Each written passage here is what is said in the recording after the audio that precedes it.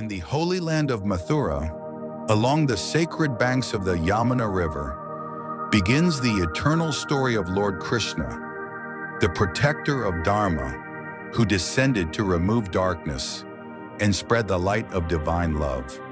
Mathura was ruled by Kamsa, a cruel and tyrannical king. On the day of his beloved sister Devaki's wedding, destiny revealed itself. A divine voice echoed from the heavens. "O wicked king, the 8th child of Devaki will be your destroyer." Fearful of this prophecy, Kamsa's heart turned to stone.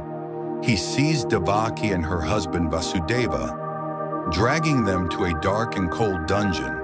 One by one, Devaki's first 6 children were mercilessly killed. The people of Mathura wept in silence, while the land sank into sorrow. The 7th child, however, was no ordinary soul. By divine will, Balarama was mystically transferred from Devaki's womb into that of Rohini. Thus, he was saved. And then came the divine moment. On the dark and stormy night of Shravan, lightning split the skies, and heavy rains washed the earth. At midnight, the 8th child of Devaki was born, the dungeon filled with a golden glow. The newborn child, Krishna, shone like 1,000 suns. His eyes sparkled with compassion. His smile radiated eternal bliss, and the chains that bound Vasudeva and Devaki shattered to pieces. A divine voice spoke, "Take this child across the Yamuna to the house of Nanda and Yashoda in Gokul. There he will be safe, and the purpose of his birth will unfold." Vasudeva lifted the divine child into a basket and stepped into the raging waters of the Yamuna. The river rose higher and higher with each step, testing his devotion.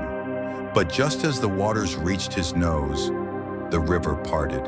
Above him, Adishesha, the mighty serpent, spread his hoods wide, shielding Krishna from the rain. At Gokul, Yashoda had just given birth to a baby girl, Yogmaya. Vasudeva gently placed Krishna beside her and carried the baby girl back to the prison. When Kamsa rushed to kill the child, she slipped from his hands and transformed into the radiant goddess Yogmaya. She laughed and declared, "O foolish Kamsa, the child destined to destroy you is already born elsewhere." And with that, she vanished into the sky. Thus, in secrecy and wonder, the Lord of the universe had arrived on earth.